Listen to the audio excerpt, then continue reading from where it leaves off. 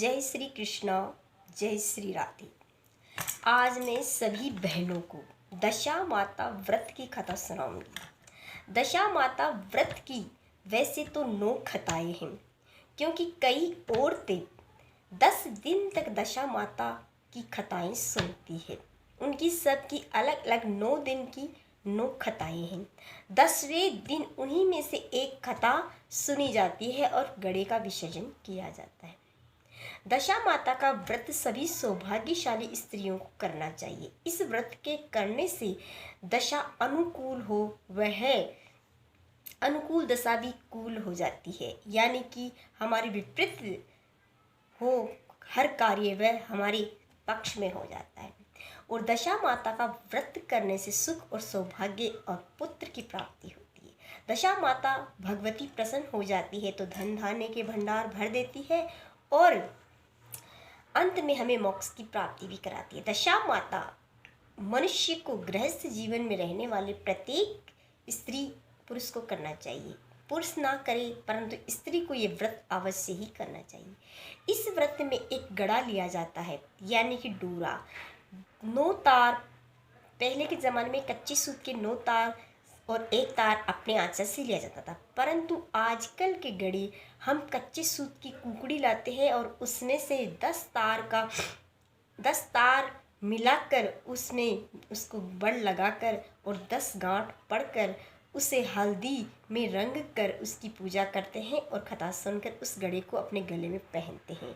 जब आखा तीज आती है तब उस गड़े को उतार कर उसको धूप दिखाकर दशा माता को किसी मीठी चीज़ का भोग लगाकर उससे रख देते हैं। जब दूसरी साल गड़े लेने का टाइम आता है तब हम उसे पहन लेते हैं। गड़े लेने का टाइम है चैत्र कृष्ण पक्ष एकम से। होली की झल दिखाई जाती है अक्षय को, गड़े को, डोरे को, कुकड़ी और हल्दी की गांठ को, और फिर उन अक्षतों से ही कथा सुनी जाती है। उस कुकड़ी की 9 दिन तक पूजा करके 10वें दिन में उसका गड़ा बनाकर उसका गड़ा की पूजा करके कथा सुन के हम व्रत करके पारण करते हैं। और पारण के समय बोलना नहीं चाहिए, किसी की बुराई नहीं करनी चाहिए, और पारण में जो भी अन्न हम खाए उसे पूरा करना चाहिए। जल पीकर कुछ न कुछ दान अवश्य करना चाहिए।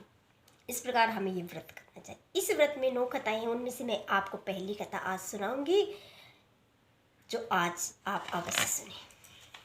बोलो भगवती दशा माता की जय हो। आजकल बाजार में हर प्रकार की पुस्तकें मिलती है, उनमें से हर कथा आपको मिल जाएगी। यह कथा इस प्रकार है। एक राजा था, उसकी 2 रानियां थी। ज्येष्ठ रानी संतान नहीं थी और छोटी रानी के एक पुत्र था। राजा छोटी रानी और राजकुमार को बहुत ही प्यार करता था। बड़ी रानी छोटी रानी से ईर्ष्या रखने लगी।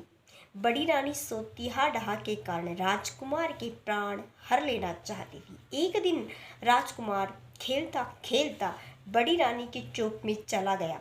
बड़ी रानी ने राजकुमार के गले में एक काला सांप डाल दिया और छोटी रानी राजकुमार की माता दशा माता का व्रत रखती थी।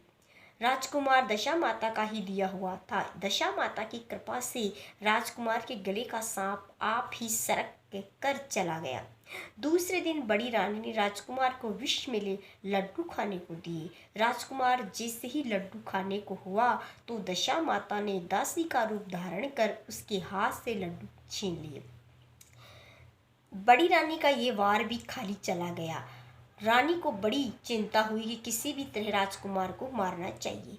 तीसरे दिन जब राजकुमार पुनः उसकी आंगन में खेल रहा था तो रानी ने उसे पकड़कर गहरे कुएं में धकेल दिया। चूँकि कुआं बड़ी रानी के आंगन में बना हुआ था, इसलिए किसी को भी पता नहीं चला राजकुमार कहाँ गया। उत्तम जलाशय, शुद्ध स्वच्छ मकान तथा ऐसी ही दिव्य वस्तुओं में सदैव दशा माता का वास रहता है। जैसे ही बड़ी रानी ने राजकुमार को कुएं में धकेला तो दशा माता ने उसे बीच में ही रोक लिया और उधर दोपहर हो जाने पर राजकुमार के न लौटने पर राजा व रानी छोटी रानी को बड़ी चिंता होने लगी। इधर दशा माता को इस बात की चिंता हुई कि राजकुमार को उसके माता पिता के पास किस प्रकार पहुंचाया जाए। राजकुमार की तलाश करने वाले कर्मचारी निराश होकर बैठ गए। राजा व छोटी रानी पुत्र शोक में रोने लगे। तब दशा माता ने भिखारिन का रूप रखकर राजकुमार को गले में लगाई राजद्वार पर पहुंची। वह राजकुमार को एक वस्त्र में छिपाए हुए भिक्षा मांगने लगी। सिपाहियों ने उसे दुत्कार कर कहा, तुझे भिक्षा की पड़ी है और यहाँ राजकुमार खो गया है।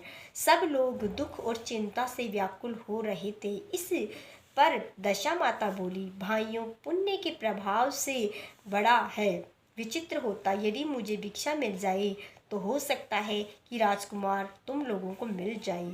यह कहकर वह देहरी के भीतर पैर रखने लगी। सिपाहियों ने उन्हें आगे बढ़ने से रोका। उसी समय दशा माता ने बालक का पैर वस्त्र से बाहर कर दिया। सिपाहियों ने समझा कि कुंवर इसके हाथ में है, इसलिए इसे अंदर जाने दिया जा।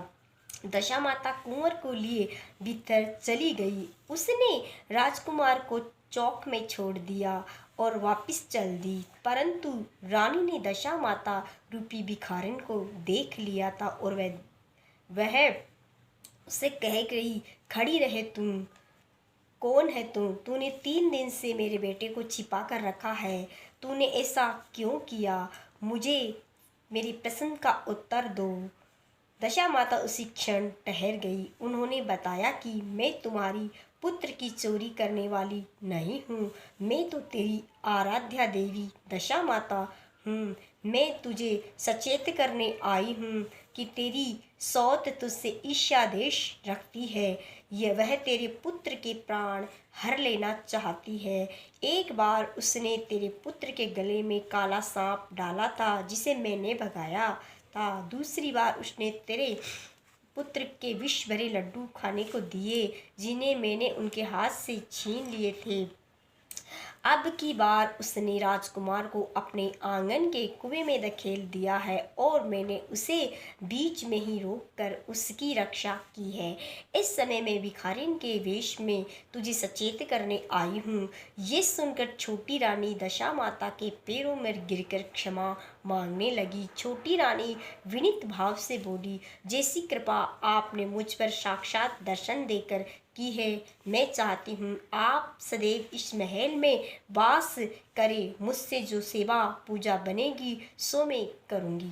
इस पर दशा माता बोली कि मैं किसी घर में नहीं रहती। जो श्रद्धापूर्वक मेरा ध्यान स्मरण करता है मैं उसी के हृदय में वास करती हूँ। मैंने साक्षात दर्शन दिए हैं, इसलिए तुम सुहागिन को बुलाकर उनको यथा चित्त आदर सत्कार के साथ भोजन कराओ और नगर में ढिंढोरा पिटवा दो कि सभी लोग मेरा गड़ा लिया करे, व्रत किया करे। इतना कहकर दशा माता अंतर ध्यान हो गई।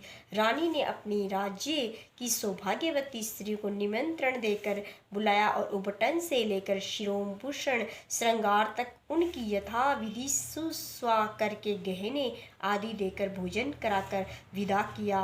उसने अपने राज्य में ढिंढोरा पिटवा दिया कि अब से सब लोग दशा माता का गड़ा लिया करे और दशा माता की पूजा कर व्रत किया करे। तभी से सभी शहर के लोग दशा माता का व्रत और पूजा करने लगे। इससे सभी की दशा सही दिशा में चलने लगी। तो ये थी दशा माता की पहली कथा। आपको ये कथा कैसी लगी? अच्छी लगी तो मेरे चैनल को लाइक करिए, शेयर करिए और सब्सक्राइब करिए और मेरी कहानियों को अवश्य सुने। आपको बहुत अच्छी लगेगी।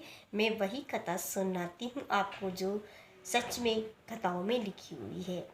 इसलिए जय श्री कृष्ण, जय श्री राम।